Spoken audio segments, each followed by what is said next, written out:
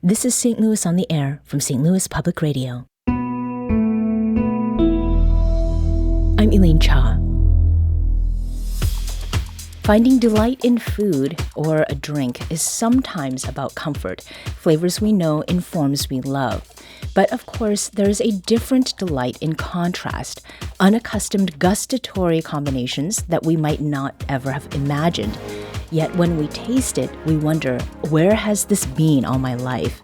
Our next guest has been exploring those contrasts in St. Louis's food scene, including how local bars are embracing cocktails of the savory sort.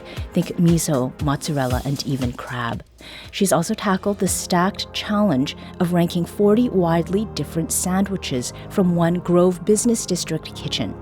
Who else could this be but Meera Nagarajan, executive editor at Sauce Magazine? She joins us now. Meera, welcome back to St. Louis on the Air. Thank you. So before we talk sandwiches and savory cocktails, Meera, let's get to the hit list. There are a few new restaurants and cafes on your radar. And let's start with Le Ono in O'Fallon, Illinois, which opened last month. It's all about French, Polynesian, and Hawaiian cuisine, right? What should people know about Le Ono?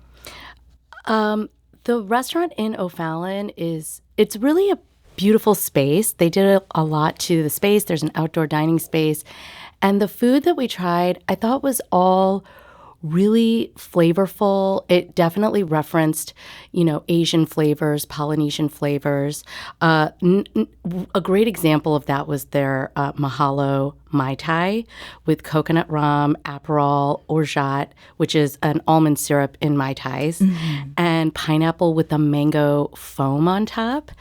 And most Mai Tais, I feel like people think are really juicy and fruity and sweeter. Sweet, right. But this one was really balanced and even-keeled and more of a cocktail. Mm-hmm. And I thought it was a great introduction to our meal. Mm-hmm. We tried their lobster rangoon. I'm such a sucker for crab rangoon. Okay. And they did one with lobster, and it was with lobster claw meat and knuckle meat. And then they have a dipping sauce for it that's made with tamari and honey and sriracha, so sweet, spicy, tangy. And that was great. We tried their tuna with crispy rice. That was more of like a traditional kind of like Polynesian-inspired dish. Right. You could even, say Japanese-inspired as well. Just chopped up raw tuna with wasabi flavors, avocado. There was some Kewpie mayo, and that's on this crispy fried rice cake. Mm-hmm. So I thought, for what they were doing in O'Fallon, there's really nothing like that out there. And I thought it was a great example of doing fusion cuisine in a fun, creative way, in a beautiful environment, and highly recommend. Yeah. And they do have a rotating menu, right? I do believe that it changes seasonally, yes. Mm-hmm. So you won't know what you will get until you go there. Not exactly. That's true. But I do think that some of the appetizers that I mentioned, like also their pork bao or things like that, are going to be regular mainstays. Mm-hmm. Now, let's come back to Missouri. There's a new plant-based cafe and bakery in Maplewood called Looking Meadow Cafe.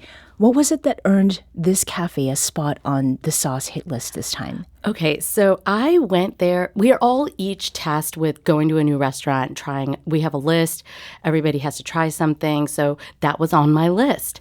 And I didn't know anything about Looking Meadow. To be honest, I went there. I thought, I didn't know it was vegan. And I got their biscuits and gravy. I got their little egg cups that were kind of like a crustless quiche, and then I got a cappuccino, and then we tried some of their baked goods and things like that. But I remember eating the biscuits and gravy, and I thought, this is really really good.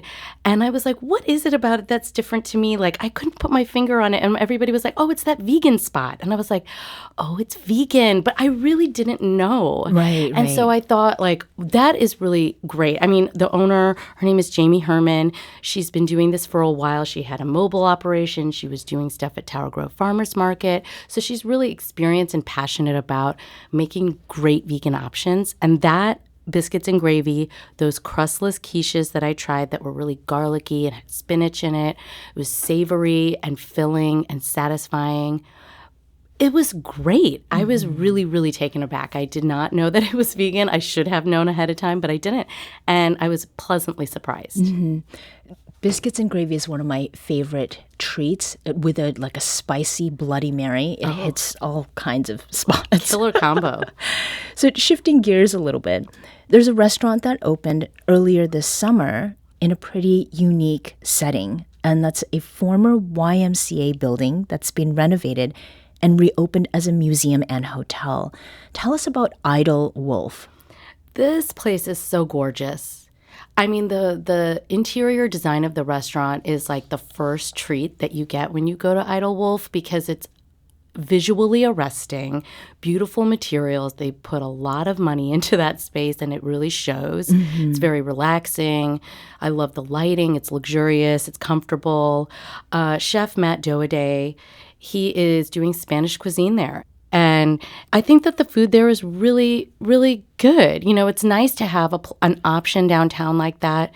If you're going to a show, if you're going to the Fox, it's a nice it's a nice restaurant to go to for events like that, especially. We tried their red sangria. Really enjoyed that. It had some sherry in it. It wasn't too juicy. Again, it was really balanced. It tasted like wine plus some stuff, so it had like a really great flavor profile. We tried their bacalao croquetas. Bacalao is salted cod. They served that with an aioli that was really, really great. Spanish cuisine, it's like they have really great small bites, tapas. So that's really what I thought were the best things that I tried when I was there, bacalao croquetas included. Also, I thought that their beef cheek empanadas were really great. They had a green mojo and a red mojo, the dipping sauces that they served with it, that I proceeded to put on every other dish. Yes, and it was great. I thought their grilled broccolini dish, really nice. Pan con tomate, classic Spanish starter. Grilled bread from Loafers that they douse in olive oil, topped with fresh acidic kind of tomato mixture on top. Don't miss dish. Yeah. Well, it sounds like with these restaurants, you've talked about really enjoying the environment as well as what is in your food. So there's a few things to choose from here. Yeah. Now, before we move on to potables, as they would say on Jeopardy, talk with us about what Sauce has called the latest beneficiary of 2023's Great Bagel Boom, and that's Baked and Boiled, a new bagel shop in Soulard. How do the bagels there shape up? The bagels are good. And, we wouldn't have talked about it if we weren't excited about it. And one thing I think is really great about that bagel trend is that people keep opening bagel shops and people keep patronizing them. It's like there's been this need for it, and we welcome the newcomers, and the bagels there were great. Yeah. Is there anything from boiled and baked that is distinctive from, given what is offered at other places? I don't know the answer to that. Okay. We can take that one out. Okay. Yeah. And what is the status of 2023's Great Bagel Boom? Do you think it will continue in 2024? I do. Actually, as a matter of fact, I rolled by the old bagel factory in Creve Coeur, and they have a note with no dates on it, but definitely it seems like they're still working on it. So I think it will continue to grow, yes.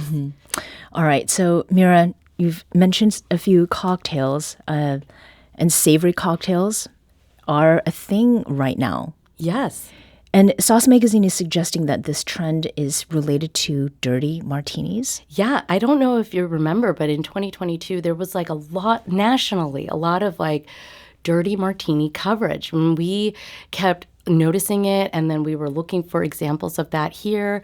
I mean, I think Ted Kilgore was running Planner's House, and it took him 10 years to come up with a dirty martini that he wanted to put on his menu. And his is, in Ted Kilgore fashion, has 3 different gins, and it has 2 different, it's a very complicated example of a dirty martini. But I think the popularity of that, extrapolate that, and then it led to this category of savory drinking that's beyond dirty martinis and Bloody Marys, which you mentioned. People love it, and it's a whole category that you have a lot of room to play with, especially bar programs that are in conjunction with restaurants. You have a kitchen with great ingredients and chef minds there, that it only makes sense to explore the category further.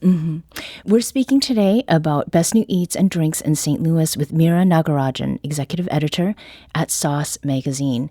Now, before we drop the dirty martini, what makes it dirty? The olive juice. Make it dirty with the olive juice. Okay, some people may not be familiar. And some people are like, make it super dirty, like really, really dirty. Like, just dump that whole jar up in there. Okay, well then just put a little bit of whatever alcohol into the jar. Yeah. I mean, it's like for people who love salty things. So it's like, it totally makes sense. And a great dirty martini, can't beat it with a stick. Okay. So as far as other ingredients. Oh, yeah. I mean, you mentioned crab butter, but things like using curry to infuse spirits, like at Fraser's, they have a pho-inspired cocktail with rum, coconut syrup, and lemon tincture. So thinking like using a savory ingredient like a green tomato, for example, or seaweed to kind of add balance and like an interesting textural contrast of flavors. You still want a cocktail to be balanced. It's going to have sweet, sour, salty, savory. All of those notes working in harmony together is what makes it really great. So it's not just going to be like you're eating a bowl of beef stew. Okay. They might have like beef stock in it, but it's going to be working in conjunction with other ingredients. We talked about in the story that you're mentioning, we talked about New Society. They were doing a drink with roasted tomato water, mozzarella foam. They were inspired by a caprese salad.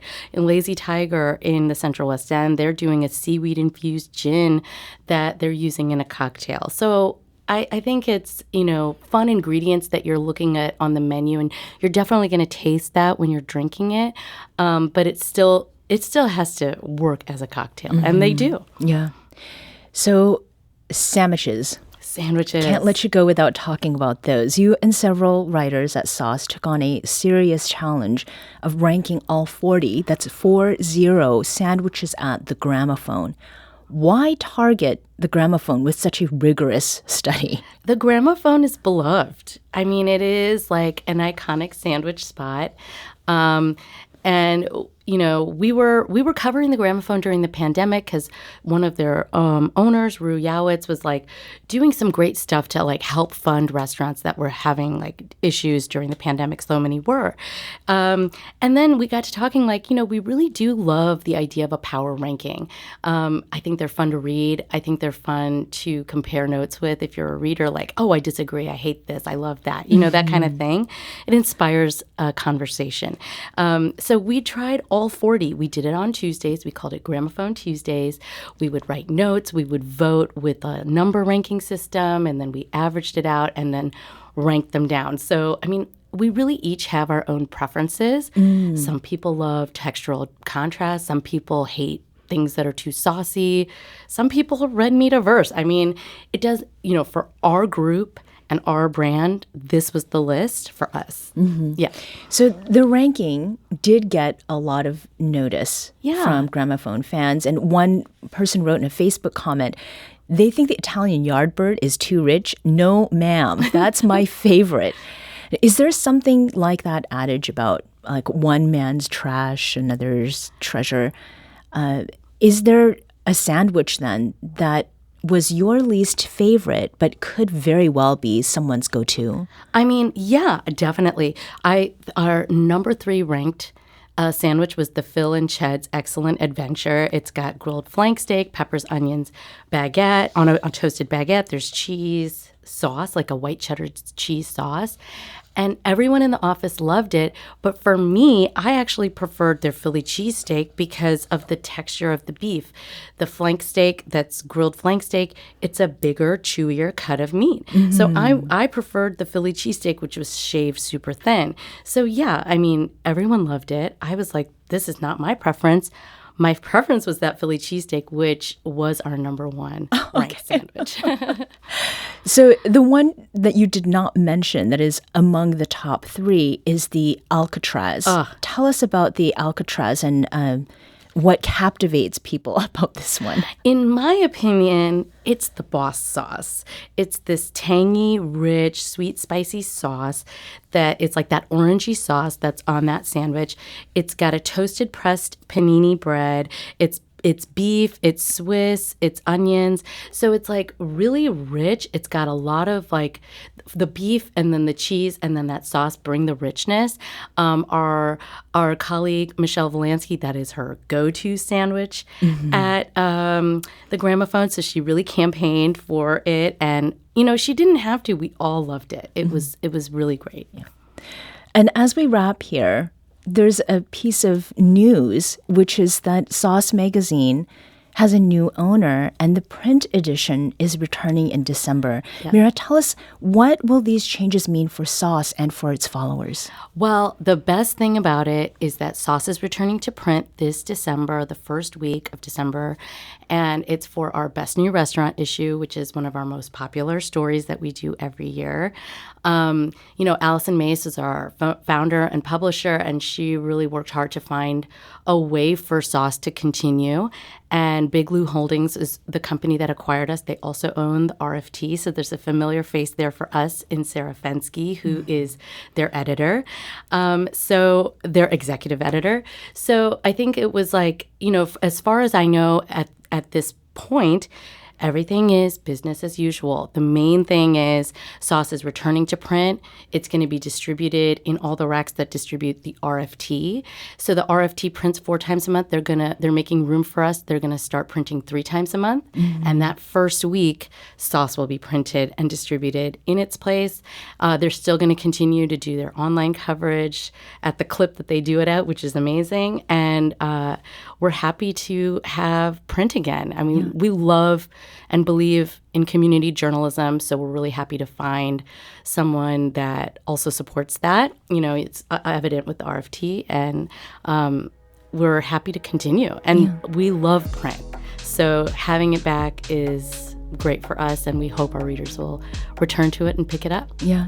Well, it's a way for people to enjoy Sauce, not digitally, but in print as they eat maybe a sandwich. Yeah. I mean, everybody consumes stories differently, whether it's print, whether it's audio, whether it's online. So we're happy to add to the ways in which you can enjoy what we do.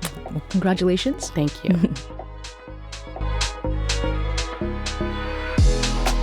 This episode was produced by Danny Wissentowski. Audio engineering and podcast design by Aaron Dorr. Our executive producer is Alex Hoyer. St. Louis on the Air is a production of St. Louis Public Radio. Understanding starts here. St. Louis on the Air proudly supports local artists by using music from Life Creative Group. Do you find yourself regularly listening to episodes of St. Louis on the Air?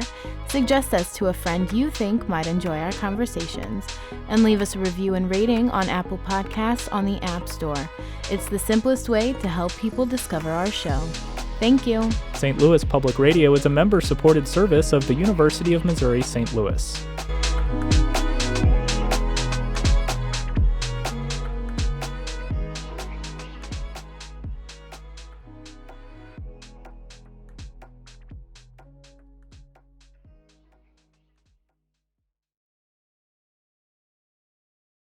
Support comes from the Missouri Forest Products Association, committed to conservation and careful management of the state's forests to make them more resilient and better habitats for wildlife. ChooseWood.com.